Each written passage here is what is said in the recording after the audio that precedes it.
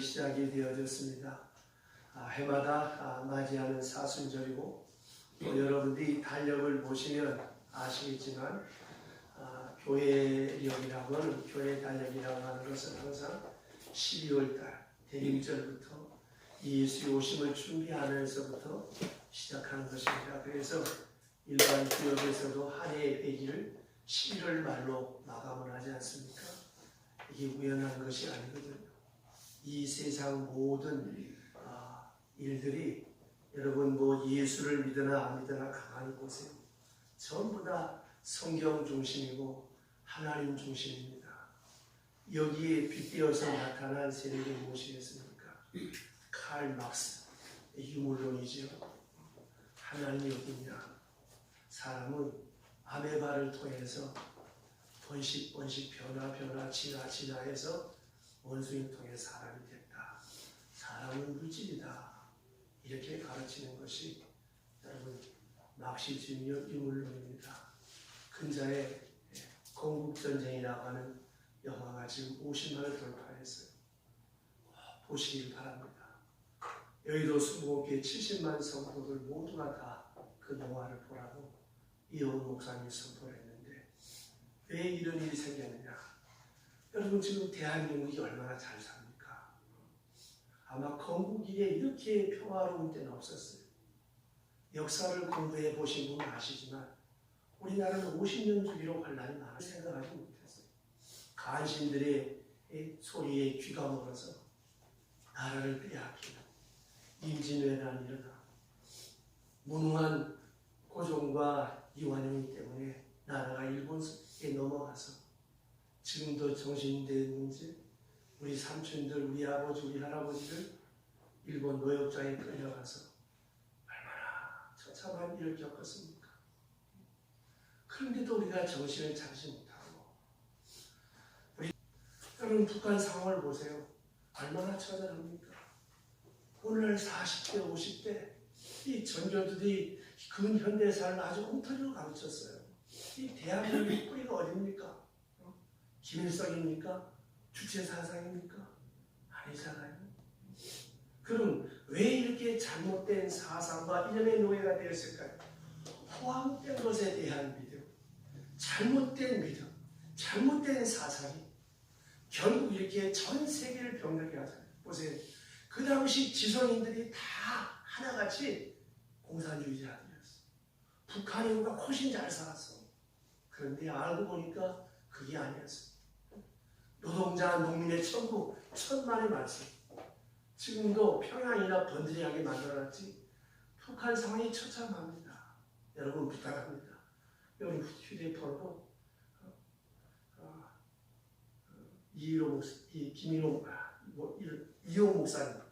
이호 목사님을 클릭해서 한번 좀 들어보시길 바래요. 그 현대사에 대해서 참 알아듣기 쉽게 잘 강의를 해놨습니다.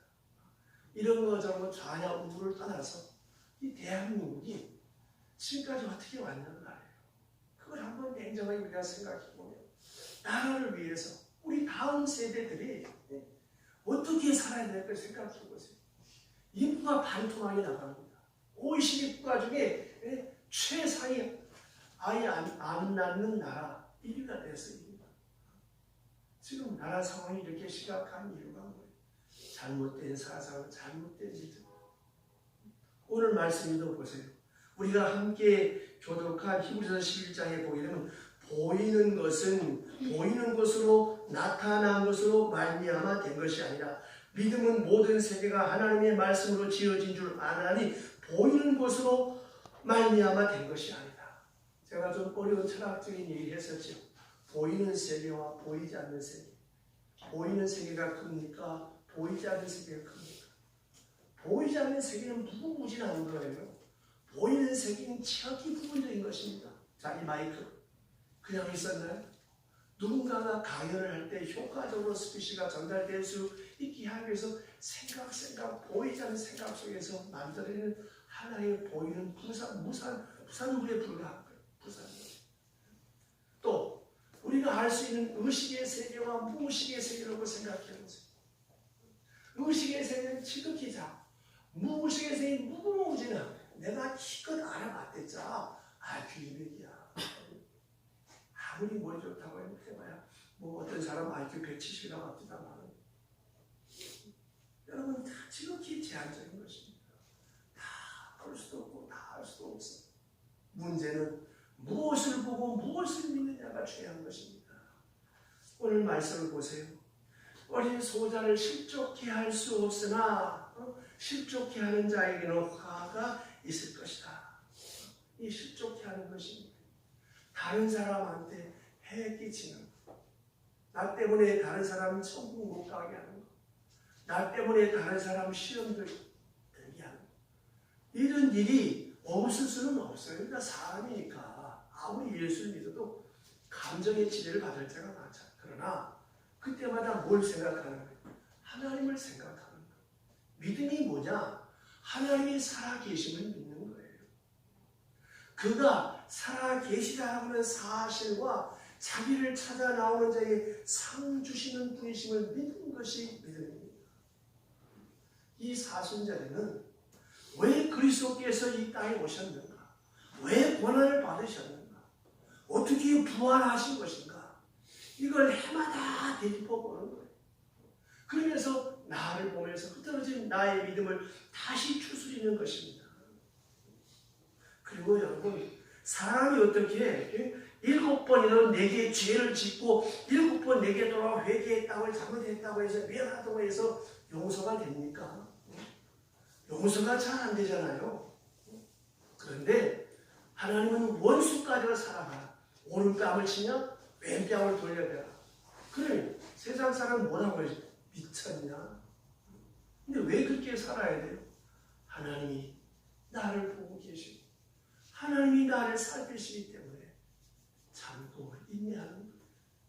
하나님 없는 인내가 무슨 소용이 있습니까?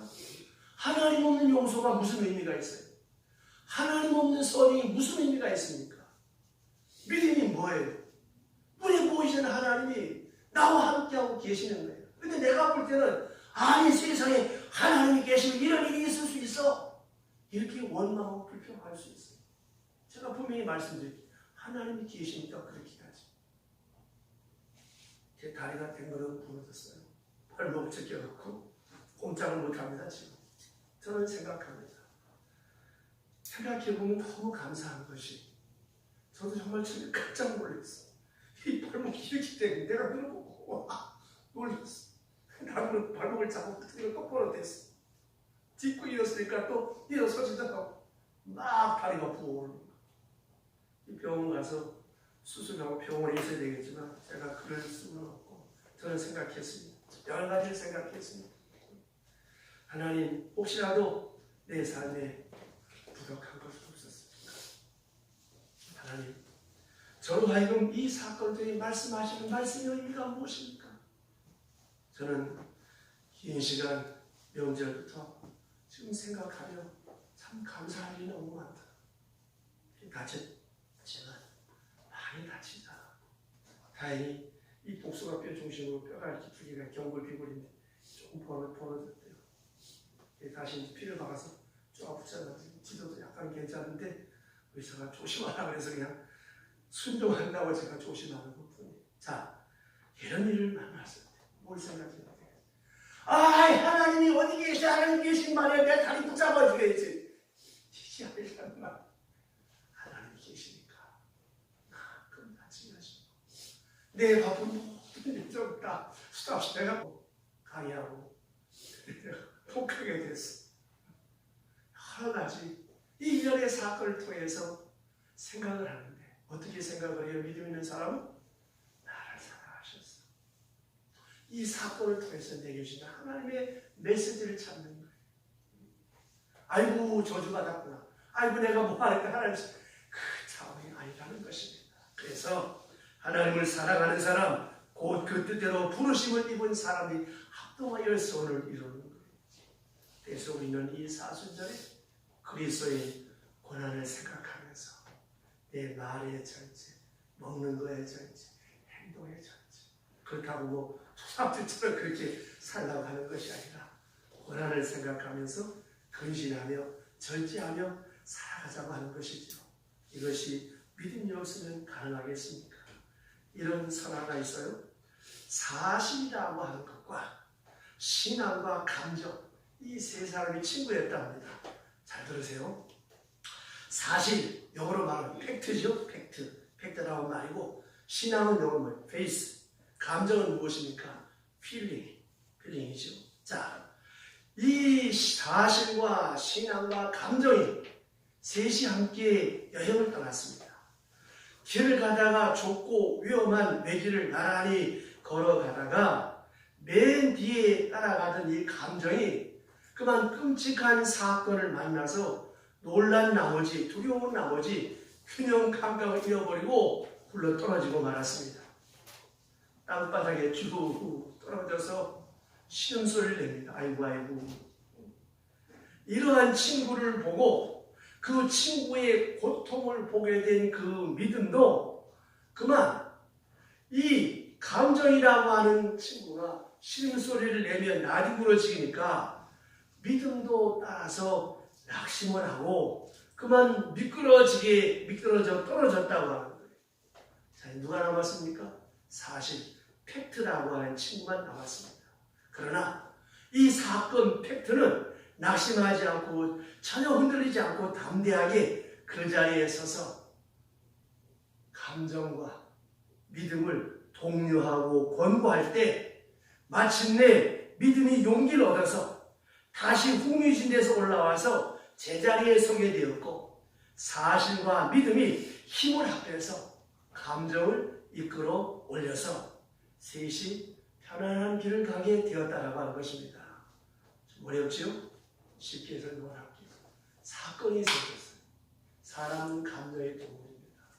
멘탈이 흔들려요. 왜 나만 와 있니? 왜 내 기도는 안 되냔 말이야. 왜 나만 이렇게 어렵냔 말이야. 그 낙심하고 절망하고 떨어지니까 어떻게 돼요? 감정이 노예되니까 어떻습니까? 믿음이 동시에 추락합니다. 그래서 욥이 위대한 거예요. 하루아침에 신남매가 죽어. 부족대가 다 강탈해가. 자기 몸에 병이 들었어. 구약성경 욥기 시작에 보면 욥은 그 시대의 의인이었어. 어마어마한 재벌이었어. 하나님부터 큰 복을 받은 사람. 죄 짓고 불량한 짓 하다가 벼랑 맞은 게 너무나 복되게 사는데 이런 일을 만났을 때 얼마나 괴로웠겠냐는 것입니다. 그때 욥은 얼마나 자신이 괴로웠으면 차라리 우리 어머니가 나를 낳지 않았더라면, 우리 어머니 내 입에 젖을 무리지만 않았더라면, 자기가 태어나니 너무 괴로워. 속된 말로 말하면 팔자가 너무 길고 죽고 싶은 거야. 막 여기까지 막 원망 불평이 올라와도 욥은 입술로 경질하지 않았습니다. 그게 믿음이에요. 그 처참한 상황 속에서도 감정이 멘탈이 흔들리는 가운데 믿음도 같이 흔들리지만 흔들리지 않을 수 있어서 욥이 위대한. 근데 대개 사람 믿음까지 추락해. 중요한 건 사실. 이건 눈에 보이는 증거잖아요. 이 사실이, 이 증거가 흐트러진 믿음을, 그리고 사실과 믿음이 흐트러진 내 감정, 내 마음을 다시 추스린다는 것입니다. 깊이 생각해야 될 사람입니다. 믿음은 네 가지 유형을 구별해서 말씀하고 있습니다. 첫째, 믿는다고 말하면서 믿는다고 말을 하는데 가만히 보니까 믿음이 있는 줄로 본인도 생각했는데 사건을 만나니까 감정이 흔들려. 멘탈이 흔들려. 그러니까 이 믿음이 소물치에 흔들리면서 교회도 가기 싫어. 기도도 하기 싫어. 그 생각해 보니까 믿는다고 했는데 지식뿐이야. 이성적 판단과 합리적 이론뿐이야. 여기에 마음이 감정에 따라가는 믿음이 없었더라고 하는 것이죠. 여러분, 가장 중요한 것이 뭐예요? 나는 가끔, 내 이런 말에 죄송한데, 우리 장례식 치를 때, 그 부모님 선산에도 가고 요새 이렇게 화장해서 공부를 모셔놓기도 하는데, 물론 그것이 하나 가시적인 것이지만, 우리 마음에 지울 수 없는 정서가 뭐예요? 그게 간다고 해서 우리 어머니가 우리 아버지가 너 아니냐 이렇게 하는 거 아닌 줄 알면서도 우리의 마음이 그게 끌리잖아요. 마음이 따라가잖아요. 제사 지낼 때 보세요. 아니 뭐 상 차려놓고 밥 숟가락 꼽아놓고 사과 깎아놔야 제사 지내고 봤는데 앞만 사과봐도 귀신 이빨 자국도 없더만. 아니 물도 뭐 우리 아버님 숟가락 밥에다가 뚝 말아놓더만. 왜 하는 거예요? 이게 아무 의미 없다고 하는 것은 그래도 그렇게 하다 앞서가신 부모님을 위하는 마음, 그 정서지. 그것처럼 우리의 마음이 따라가지 않는, 감정이 따라가지 않는 그런 믿음이 있어요. 정말 성경도 많이 알고 신앙 고백도 알고 교리도 알고 얻을 때 남을 가르치기도 합니다. 그러나 생각도 이래야 되고 저래야 되고 이게 옳고 저게 옳고 이게 믿음이다 이렇게 말을 하는데 가슴이 싸늘해요. 오히려 가슴이 뜨거운 신앙인을 볼 때 뭐라 그러냐면 아유 저 광적이다 이렇게 비난하기까지 합니다. 여러분 잘 들으세요. 성경 공부 한번 많이 해도 지식과 신앙은 같은 게 아니에요. 사람은 지식을 신앙으로 착각하고 있습니다. 그러니까 뜨거운 감격도 없고 열매도 없고 말씀에 순종도 못하는 거예요. 두 번째 사람은 믿고 의지하는 감정은 있는데 문제가 뭐냐? 지식이 없어요. 의지가 없어요. 이런 걸 가르쳐서 감정 주도적인 신앙이라고 합니다. 구속받은 감정, 하나님의 사랑을 느끼는 기쁨이 있습니다. 화끈한 데가 있는데 보니까 아는 게 아무것도 없어. 누가 물으면 한마디 대답도 할 수 없어. 쉽게 말하면 무당신앙이란 말이에요. 박수치고 할렐루야 아멘하고 하는데 눈물도 흘리는데 막상 속을 들여다보면 아무런 성경 지식이 없어. 그러니까 이 감정적 신앙이라고 하는 것은 내용이 불충분하기 때문에 조그마한 어려움에 부닥치면 그만 그 신앙은 무너지고 맙니다. 시험을 당하게 되면 넉넉히 이길 수 있는 그런 힘이 없어요. 지금 이런 상태가 대한민국 교회야. 코로나가 뭐라고? 코로나 이후에 지금 우리 교회뿐만 모든 교회가 그렇습니다. 엉망진창이 돼. 대형교회가 현재 지금 60%밖에 회복이 되지 않았어요. 그게 뭐 장교인 말할 나이도 없이. 그럼 얼마나 그동안에 대한민국 교회가 선교의 강국이요 보호의 강국이 심지어 뭐 1천만, 1200만까지는 떠들었습니다. 지금요 370만도 안 돼. 이렇게 반토막이 났어요. 왜 그럴까요? 이 감정적인 신앙. 그러니까 핍박을 받으면 당당하게 변명할 수 있고 또 뚫고 나갈 수 있는, 극복할 수 있는 그런 감력이 부족합니다.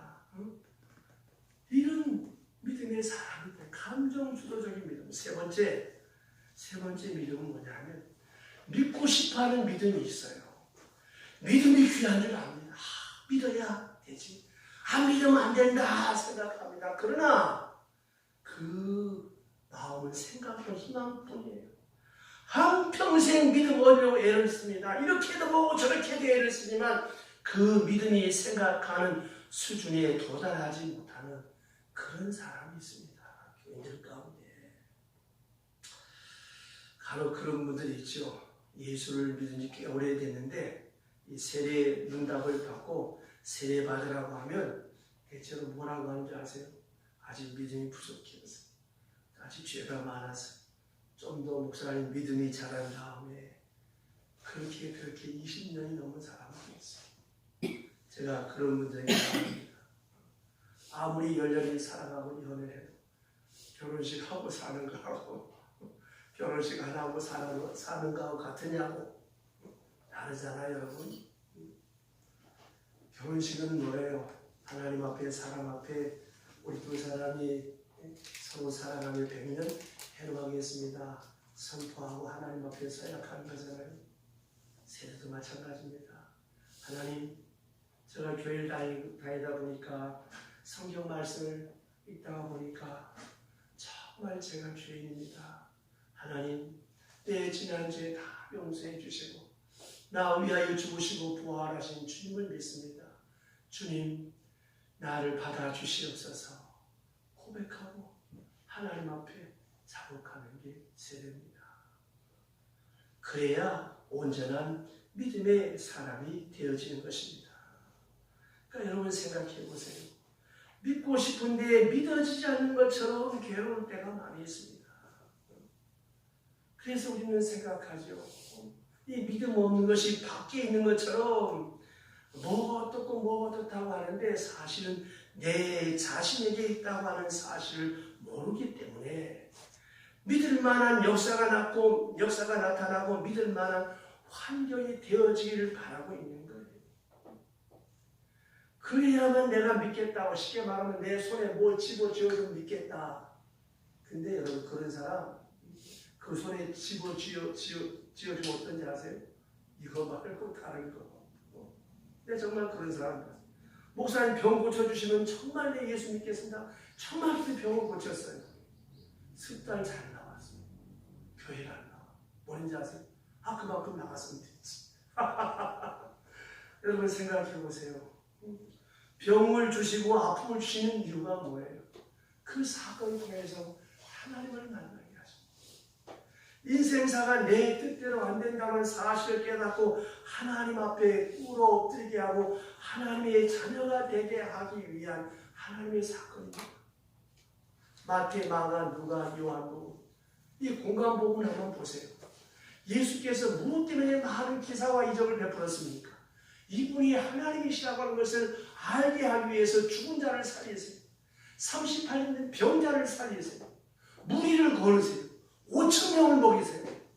우리 면하여 포도주가 되는 기적을 베풀어요. 왜? 뭐 때문에? 내가 하나님의 아들이다. 하나님이 살아계십니다. 그런데 안 믿잖아요. 여러분, 우리의 삶의 제일 가장 중요한 것이 뭐예요? 믿음이잖아요. 근데 주례할 때마다 신랑 신부한테 부탁합니다. 신랑이 늦게 들어오고 와이프가 늦게 들어와 절대 묻지 마라. 좋은 데 갔다 왔겠지. 즐거운 데 갔다 왔겠지. 믿어라. 그거 따지고 형사 취재하듯이 무슨 덕될 거 아무것도 없다.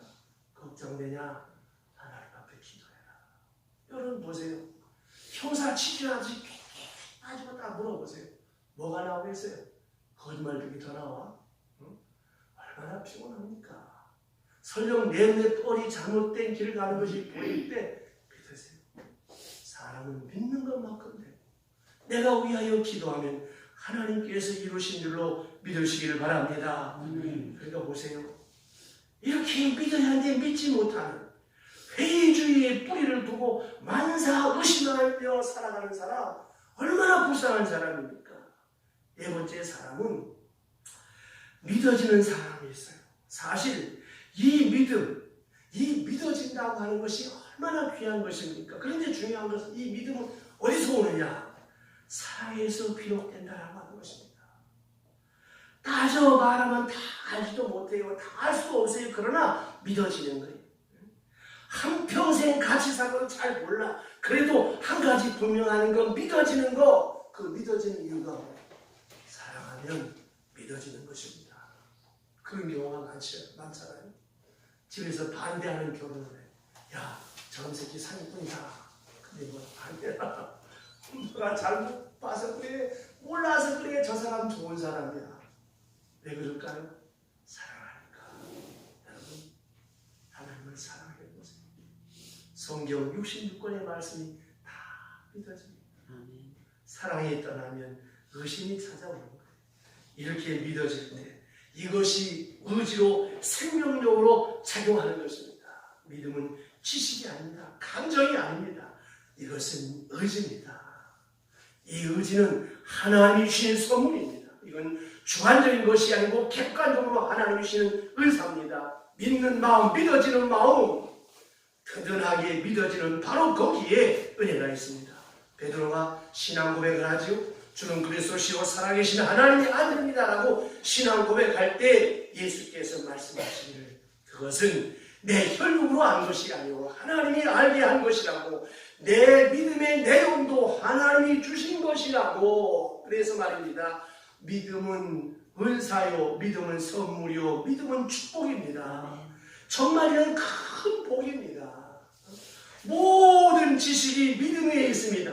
모든 힘과 의지도 믿음 위에 있습니다. 믿음이 떠나고 나면, 믿음이 없으면 아무리 명강사가 와서 강의를 해도 지식이 성립되지 않아요.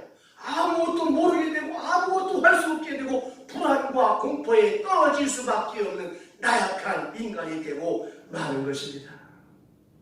믿음이 참 중요한 것입니다.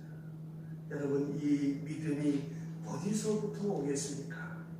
하나님께로 온다라고 하는 사실을 여러분 꼭 기억하시길 바랍니다. 여러분, 성경에 보세요. 막달라 마리아와 같은 그런 추한 여자도 거룩한 인물이 됐고, 세리도 예수님의 제자가 됐고, 뿐만 아니라 예수를 3번씩이나 모른다고 했던 사람이 사도가 되고, 예수 믿는 사람을 잡아 죽이려고 하던 사도 바울이 위대한 이방인의 사도가 되지 않습니까? 구약 성경을 보다가 늘 가슴이 뭉클해지는 장면이 있잖아요. 그 요염한 바세바, 다윗 왕을 가라하신 바세바를 생각해 보세요. 성경에 뭐라고 기록되어 있습니까? 마태복음 1장에 다윗은 우리야의 아내에게서 솔로몬을 낳고, 생각해 보세요. 바세바가 누굽니까? 그 바세바의 몸에서 솔로몬 왕이 태어나는 거 아닙니까? 이게 성경입니다. 그러므로 누구 탓할 것 없어요. 뭐 어떻고 할 것이 없습니다. 하나님께서 살아계시고 하나님께서 역사하셔서 우리로 하여금 믿음 안에 살아가게 될 때 천막에 있던 마리아도 거룩한 하나님의 사람이 되어지고, 예수를 죽이겠다고 다메섹까지 쫓아갔던 하나님과 원수되었던 사도 바울도 위대한 이방인의 사도가 되고, 바세바 같은 여자의 몸에서 솔로몬 왕이 태어나는 것입니다. 오늘 신 말씀을 보시면 주의 제자 되게 바랍니다. 믿음을 더하소서. 가만히 보니까 모든 문제가 뭐예요? 믿음입니다. 예수님과 함께 동행하고 따라다니면서 늘 보고 배우니까 예수님의 믿음이 굉장하다고 생각했던 것 같습니다. 상상할 수 없는 믿음, 어쩌면 저런 믿음이 있을까? 그 믿음을 좀 가졌으면 좋겠다고 생각을 했던 것 같습니다. 자, 죽어 장래에 지나가는 것을 보고 길을 멈추고 예수님께서 청년아 일어나라 하니까 상여에서 죽은 시신이 벌떡 일어납니다. 장님의 눈을 뜹니다. 문둥병이 깨끗하여집니다. 얼마나 놀라운 믿음입니까? 문제는 믿음이란 말이에요. 특별히 여러분 생각해 보세요. 사람의 이성과 합리적 사고를 통해서 어떻게 죽은지 나흘 되고 썩어 진물이 나는데, 그를 찾아가서 돌을 옮겨놓으라, 나서로야 하고 소리치니까 나오지 않습니까? 이 믿음, 주님은 이 위대한 믿음의 사람이었습니다. 이 위대한 믿음을 보고 제자들이 지금 믿음을 달라고 구하고 있습니다. 오늘 본문의 제자들은 예수님께 믿음을 더하소서, 당신이 가진 그런 믿음을 우리에게 주소서라고 말씀하는데, 이 말씀을 잘못 읽고 잘못 이해하면 기존에 있던 믿음에다 플러스 알파 믿음을 더해 달라는 것처럼, 가진 믿음을 좀 더 크게 해주세요 라고 하는 것처럼 그렇게 들려지는 그런 말씀이 아니라, 헬라 원문에는 프로스테스 헤민 피스틴이라고 하는 말인데, 이 말은 질적인 것을 지칭하는 말로 있던 믿음을 키워달라고 하는 말이 아니라 새로운 믿음, 새로운 종류의 믿음, 새로운 지혜의 믿음, 바로 예수님의 그 믿음을 우리에게도 주셔서 우리도 죽은 자를 살리고 안전을 일으키고 시각자의 눈을 뜨게 하는 그런 믿음을 달라고 간구하는 기도입니다. 자, 여기서 생각해야 됩니다. 믿음은 먼저 유무의 문제입니다. 믿음이 있느냐 없느냐의 문제. 두 번째는 뭐예요? 그 믿음의 질의 문제예요. 세 번째는 무엇입니까? 믿음의 분량의 문제죠. 그래서 예수님께서 어떨 때 보면 믿음이 적은 자여라고 말씀하셨는데, 이것은 바른 믿음을 가지고 있느냐 없느냐, 믿음의 유 문제란 말입니다. 그 다음 질의 문제 6절 보시죠. 6절 다같이 큰 소리로 시작. 주께서 이르시되 너희에게 겨자씨니 하나님이 믿음이 있었더라면 이 뽕나무들어 뿌리가 꺾여 바다에 심기어라 하였을 것이요 그것이 너희에게 너희에게 순종하였으리라. 아멘. 자, 겨자씨 하나만한 믿음. 이건 뭡니까? 양의 문제가 아니라 질의 문제예요.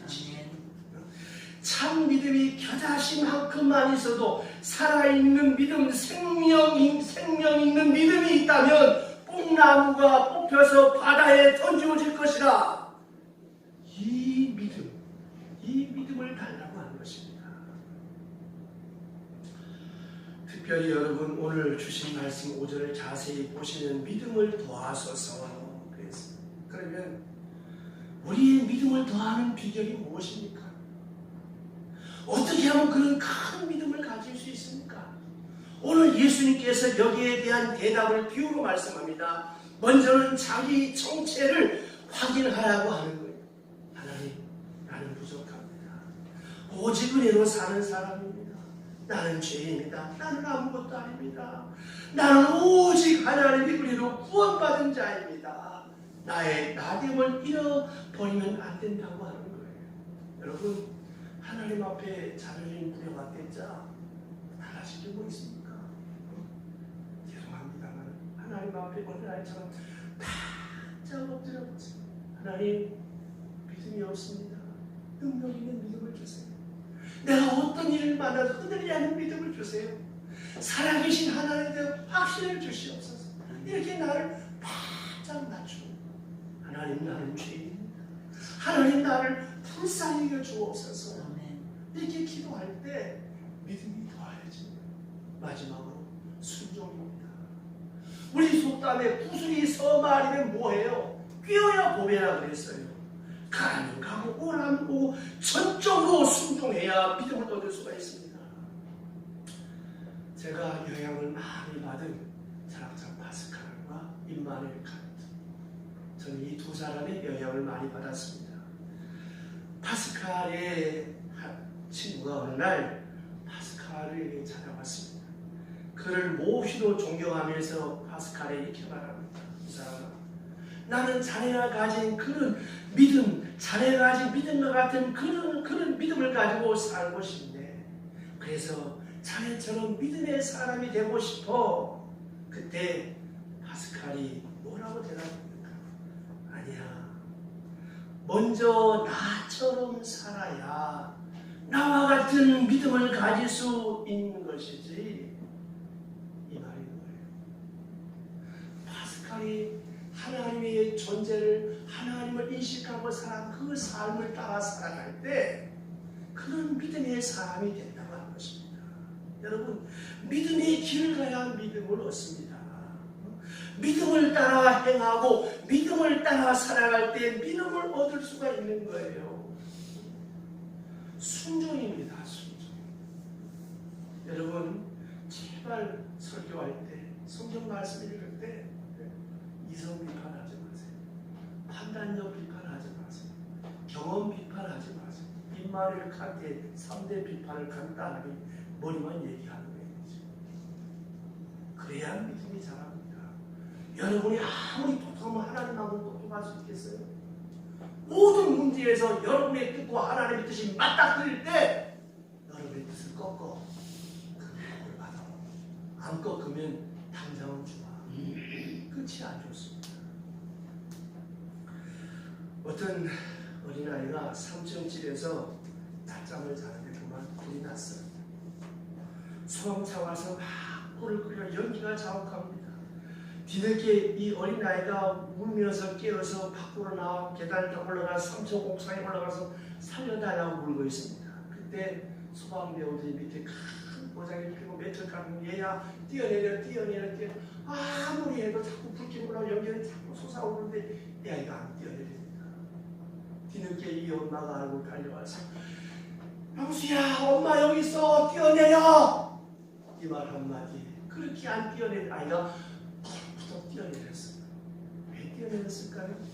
사랑하는 엄마의 음성을 믿었기 때문에, 사랑하는 엄마의 음성을 들었기 때문에, 엄마가 뛰어내려고 하는 말은 나를 사랑해서 나를 구원하기 위해서 한 말이기 때문에 믿고 뛰어내렸다고 합니다. 여러분, 하나님을 사랑하면서 그 말씀대로 순종할 때 영혼이 잘된 같이 범사가 잘되고 강건하여지기를 주의 이름으로 축원합니다. 기도하겠습니다. 하나님 아버지, 이렇게 복잡한 현실 속에 많은 사람들은 잘못된 이념과 사상과 호황